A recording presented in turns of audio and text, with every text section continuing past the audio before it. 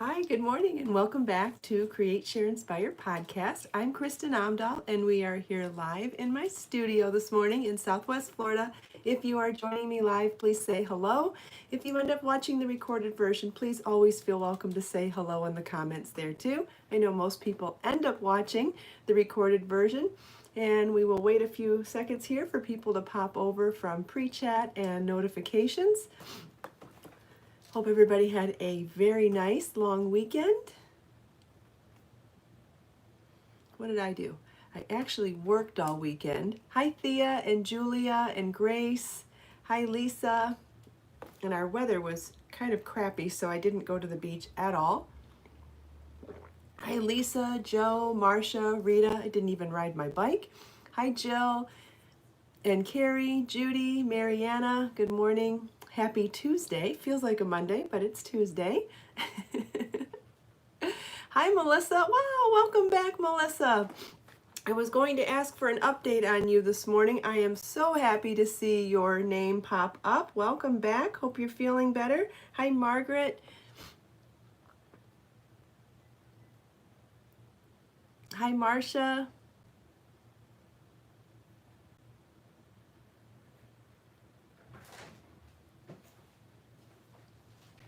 Hi, Trina and Lisa. Hi, Kathy.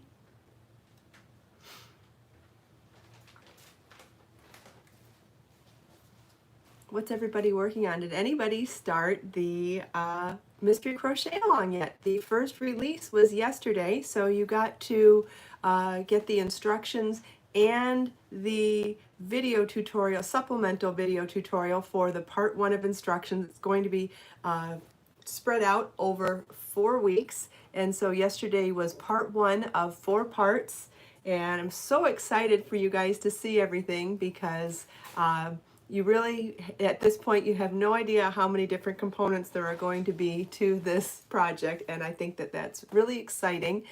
Thank you, Judy. Judy's posting a link to the Poppy Scarf Mystery Crochet Along in case you haven't already downloaded your pattern.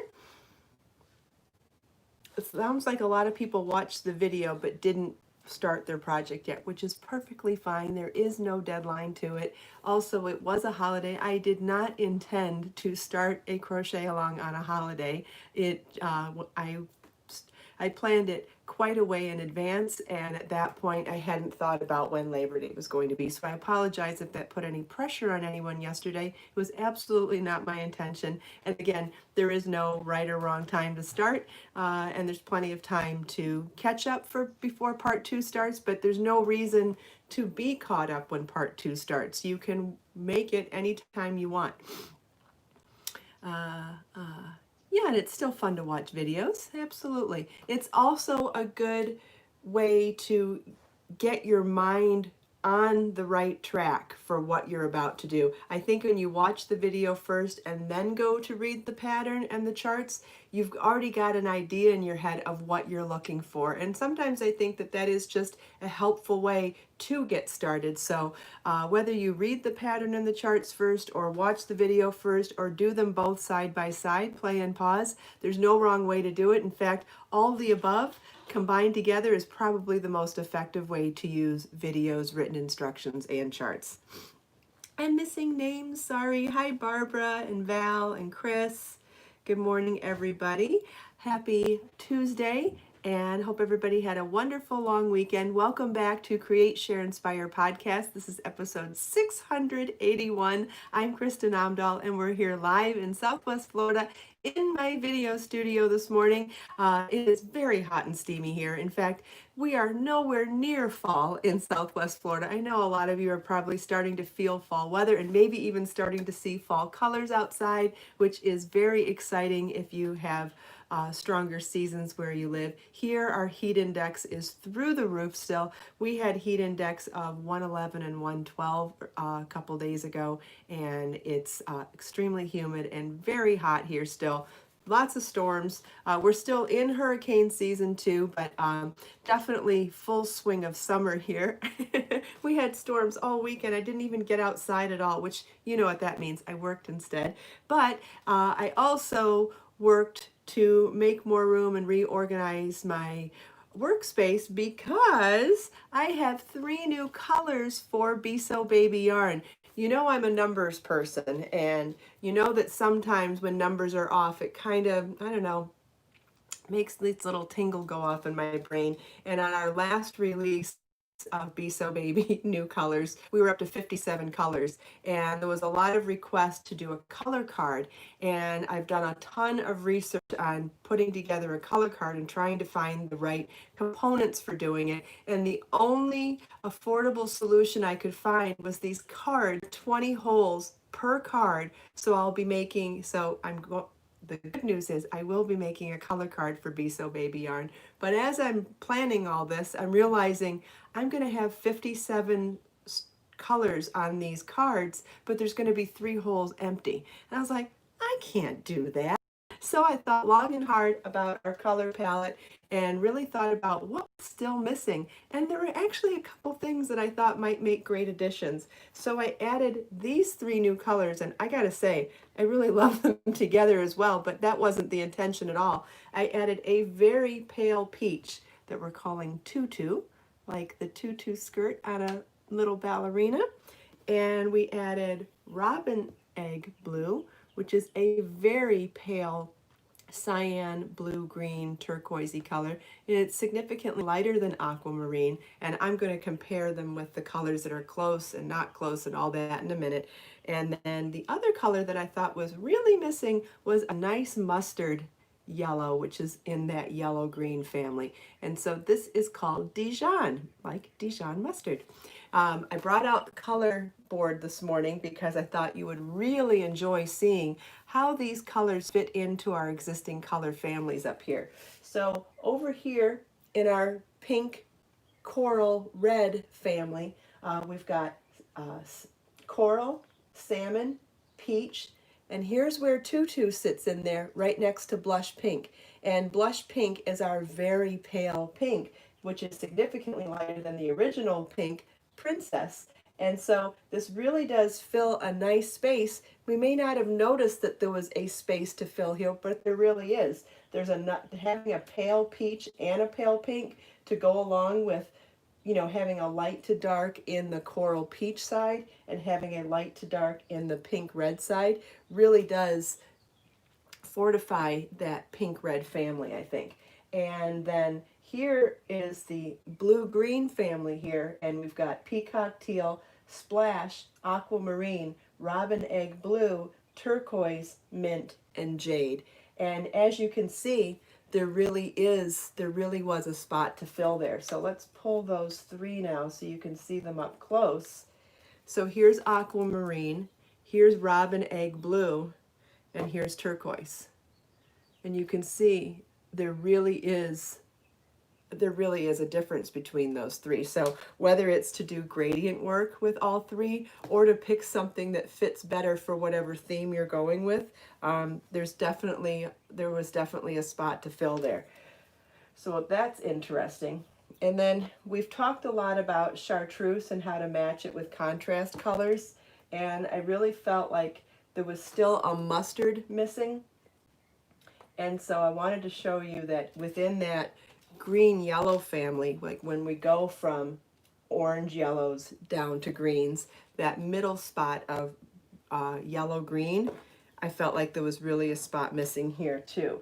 And what else could I pull? Maybe this one. Anyway, look at how incredibly gorgeous Dijon looks with chartreuse. It brings a whole new light to chartreuse, doesn't it? And you could go with lime for a third color, or even, which one is this? This is olive. I think that would be really amazing as a third color. If you wanted to stay tonal, if you want to do contrast, peacock teal, eggplant, diva, all those bright royal jewel tones look amazing with these colors as well. But this is very masculine and very beautiful, and I just think that they complement each other so well. Whoops, this board doesn't want to stay up. I've lifted it up twice today. Like, I don't know, what am I going to do? Anyway, in fact, I've lifted it up twice going, what in the heck? I thought I lifted it up high enough and then it wasn't high. And now I know why. It's been going down on its own. Okay, I'm not crazy after all, at least not this morning. So here's this was our original Chartreuse yellow green, and this is our new Dijon yellow green, and great together, absolutely gorgeous on its own. And all of the rules that we applied to this as far as the color theory, meaning applying this with all of the jewel tones, gorgeous. This one will be gorgeous with jewel tones too. So let's pull, for example, Diva and Peacock Teal, and maybe even Sugar Plum. Just simply gorgeous by itself or with any one of these colors, right? Amazing. And this is all of the stuff that we did with Chartreuse originally. And honestly, there we go. There's a 5-pack, right? There's 5 colors. Those two together with the ones. It's all beautiful. All right, so does anybody have any questions? We can go over the whole color board too if you want, if everybody wants to hear every color again. I know that it's really helpful to see them side by side, so I'd be happy to lift up the board. I could set it on the table here and read the whole color family if you like, or if anybody has specific questions about any of the new colors, or I don't know, questions about anything. Okay, so let me get these back on first, and then I'll scroll back and read the comments and see what kind of requests have come in. Gosh, I just love color so much. I love putting this palette together. This has definitely been a labor of love. I don't remember how many colors I did of Baby in the first place, but I know it wasn't close to 60. And we're done now, I believe. I think we're done. I really do believe that the palette is complete now. The color cards are very labor intensive. As you can imagine, got to add 60 colors to the color cards. It's going to take a lot of work, but as soon as I have them done, I will list them in my shop and let you know, because I know there's been a lot of requests to buy a color card. So I am working on that, I promise. I think there was a yes please for showing all the colors. So oh, I want to show you the back of my hair first today. So my braids are finally long enough to do that traditional Scandinavian ring of braids around my head. So I did my 2 French braids, braided them down, then I tucked them into each other with bobby pins and put a flower in the middle. Very traditional Scandinavian hairstyle. If anybody knows what this is called, I can't remember if it's called a halo or a ring. I can't remember what it's called, but to wrap it all the way around like that just feels so traditional and old-fashioned and, I don't know, old school. And I just, I love stuff like that sometimes. I just can't remember what it's called. Anyway, let's get to our 60 colors. And you know I love an excuse for putting a flower in my hair, always. Okay, how are we going to do this? Of course, oh, maybe it'll sit on the chair. Let's try the chair.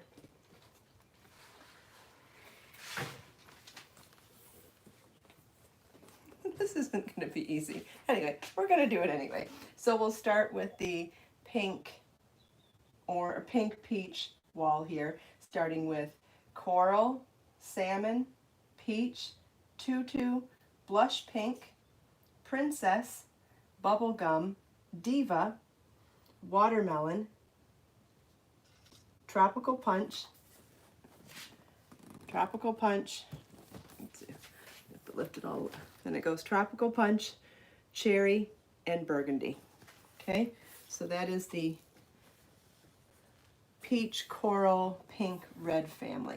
And then we'll move on to the yellow-green family, starting at the top with tangerine, marigold, sunshine yellow, buttercup, Dijon, chartreuse, lime, spring green,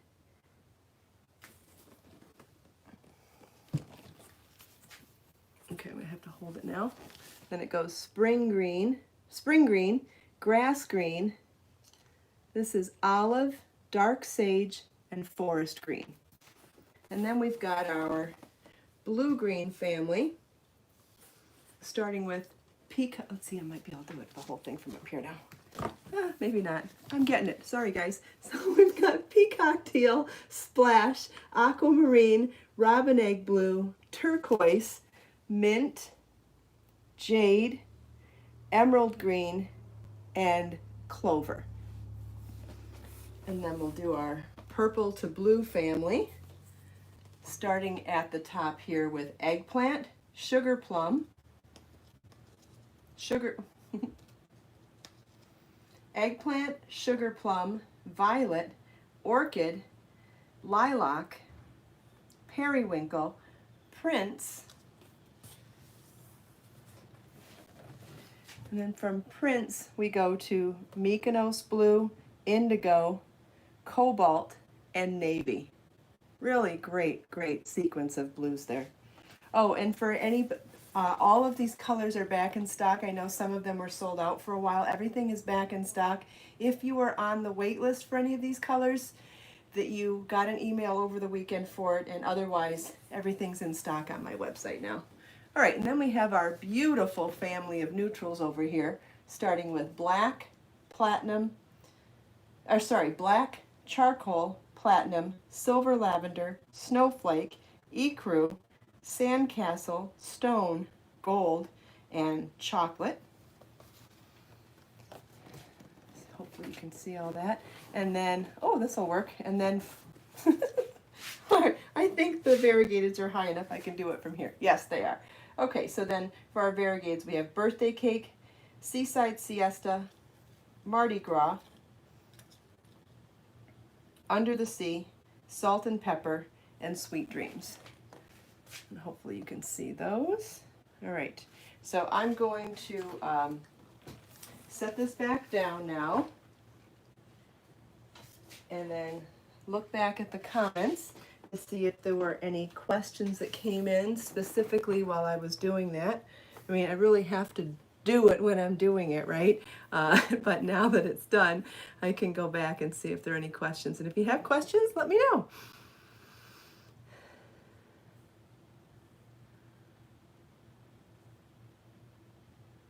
Thea has it, Sharon Blue. I'm guessing you got it at IKEA then. I'm pretty sure I got it at IKEA years ago.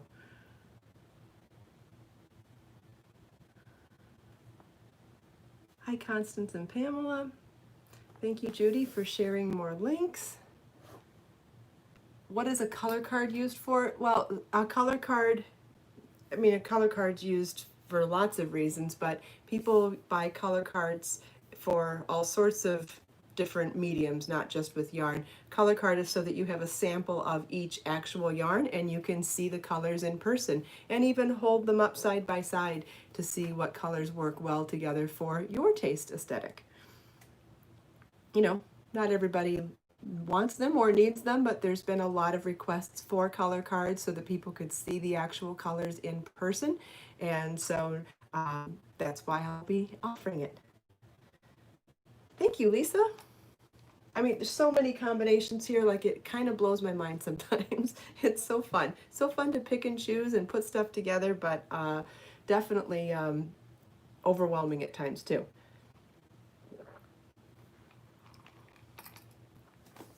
Overwhelming in a good way, though. Yeah, Grace, house paint color cards. Yes, that's something that people always do color cards for so they can see them at home. Pantone sells color cards. What else? Nail polish does color cards. Hair color does color cards. You know, what I like about color cards is being able to take colors outside to view them in natural light. That's where I feel like you get the most accurate, yeah, beads, embroidery, floss, everything that comes in colors usually offers a color card. Can I do a crochet along combo with greens? Well, you can combine greens for anything. Absolutely, yeah. You can pick all the greens for the current color, for the current crochet along.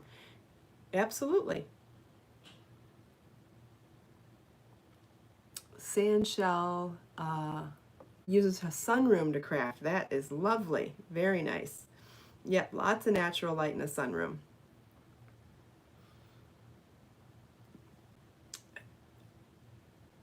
Oh, a crochet along combo for the current crochet along. Got it. 1, 2, 3.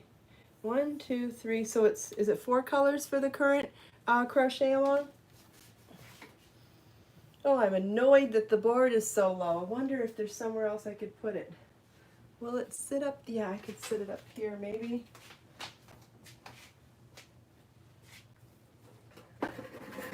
Let's try setting it. I don't know if this is wide enough. I don't think so. Nope, it's not going to sit there either. Okay, then I'll just pull them. I'll just pull them and show you. Of course, my little board isn't with me either. I think it's outside. Okay, well, first thing that comes to my mind is to take the new yellow-green colors and add the brights with it. I love the idea of taking either one of these and using them as the neutral, like. And Angela, who suggested, did you mean contrast or tonal? Because I'm going to show you contrast first, but then we can do something tonal as well. But I think using either one of these as the contrast and adding these 3 jewel tones would be really gorgeous. So that would be sugar plum, peacock teal, and diva with chartreuse, or doing all of that with Dijon. I think that would be a really beautiful combination. That's high contrast though. Let's look at something that would be a little more tonal.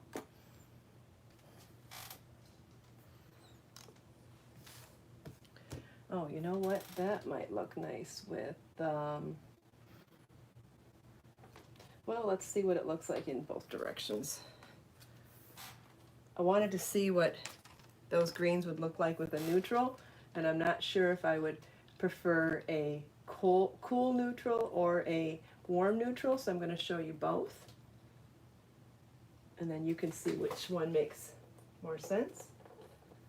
But like even if we went with Dijon, chartreuse, and olive, I love those 3 colors together, but let's say you wanted to add in a neutral to it, that's platinum, which is one of our medium grays. And then here's stone, which is more of a cool neutral, more of a taupe. And then we have gold, which is more of a warm neutral. I think of these 3, I like stone the best. I think that's pretty. You could also go darker. What if we tried chocolate and black for that matter? And then I'll pull some of the other darker colors to look at it too. Then here it is with black, pretty. Chocolate, I actually think that's really nice too. But let's try eggplant, navy, and burgundy and forest green. Because I think any of the, and dark sage as well, I think that you've got a lot of directions you could go in here with pulling a dark color with these.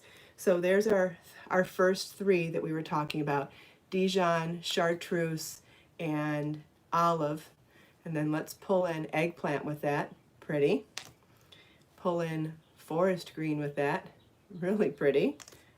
I mean, that's just looks like a nature-filled forest. That's beautiful, but the eggplant is also very rich looking with all of that. And then burgundy is also beautiful with all of that. Dark sage is beautiful with all of that. And so is navy. I think if you go with one of the darker saturated colors in any color family, they would all be a nice pop of color with this beautiful neutral green palette. What do you guys think? Yes, very rich looking. I like all of them. I don't think there was a bad combo there. I think they're all interesting. So that would either be taking those greens and adding the jewel tones, bright jewel tones, or adding a pop of a neutral, or going with the darker saturated colors in any color family. I think any one of those combinations works beautiful with these 3 tonal greens. Definitely a fall vibe too. Isn't that so like fall and warm and rich, and I love it. What do you guys think? I need to do my nails. Oh my goodness. I was doing physical labor all weekend though, so like moving stuff, and it just didn't make sense to do my nails until I was done with that. So I'll try to get my nails done today. You know, I like to see color everywhere. That's why I'm always wearing lipstick and always have my nails done. I just love color. Thank you, Judy. I have worked a lot on improving my skills in color theory or improving my confidence, one or the other. I remember years ago, a book editor or book publisher told me that they didn't think that I had good taste in color. And I remember having a friend many years ago telling me I didn't have good taste in color, telling me I didn't, my color palette wasn't sophisticated enough. And I'll tell you what, a couple of criticisms like that doesn't do much for a fragile confidence level or a fragile ego, whatever it was at the time. And I was very insecure about picking colors for many years. And one day I just said, listen, color theory is like a science, right? There's a science to it. So I studied it and paid attention to it. And I said, wait a second, not only do I have the science behind me, but color is personal and I love color, and if I love it and I understand it, I can't possibly be bad at it. And besides, if it's just for me, it's for me. So I ended up just really becoming more brave with color and really putting it out there and not being afraid of what people thought. And it's funny, as soon as I changed my attitude, I felt like, and maybe because I was just, instead of making it like, ooh, we don't talk about color, the more I talk about color, the more I get other people excited about color. And I just think the more brave I am about it, the better I get at it. So, gosh, there's a whole life lesson in all that, I'm sure. But I feel confident that I am really good at color now. And it's just so funny how I've come so far from how insecure and shy I was about color. I love all colors too, Lisa. I love it all. I love all colors. Yeah, but who cares what people think, right? Because ultimately it's a choice, right? It's a choice for your personal self, what you're going to make for you to wear, or how you're going to take people's loves and make gifts for them. I think it's beautiful. Hi, Lewis. Good morning.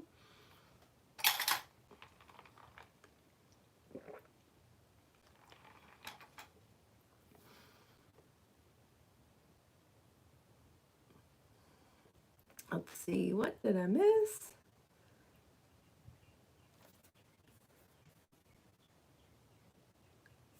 Yes, exactly, Grace. Some people just have different tastes than others, but I think the biggest takeaway for me is that the people that said those things to me, I shouldn't have listened to them because their opinion of color, just like their opinion of me, is none of my business, right?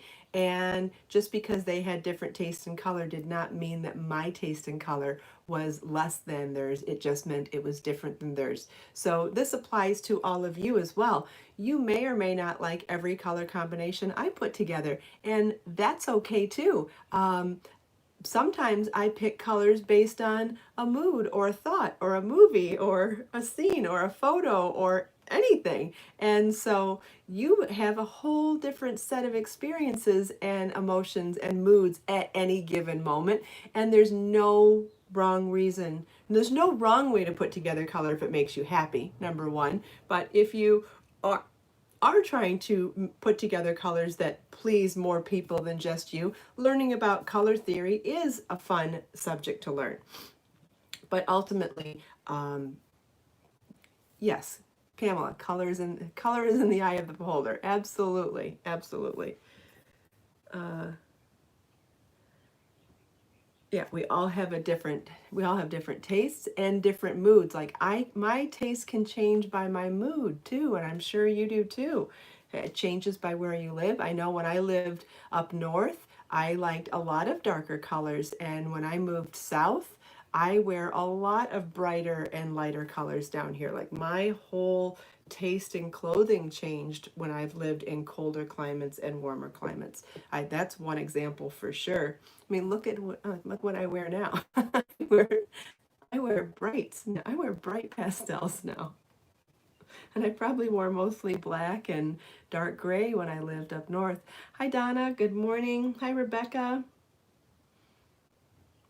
All right, does anybody have any other requests with the color board?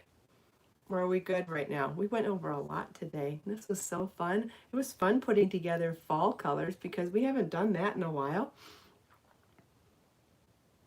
And if you end up having questions about anything we talk about, yes, color theory is just a theory. Yes, good point, Grace. It is not set in stone. It is a jumping off point. Just like we talked about last week with patterns, patterns are a jumping off point to get your creative juices flowing. You can mix and match anything you want. You can embellish anything you want, and you can make anything your own. The pattern is the suggested starting point. And that's the same way with color theory. It's to give you an idea of where to start. Once you get started, you can make color theory your own too. Absolutely.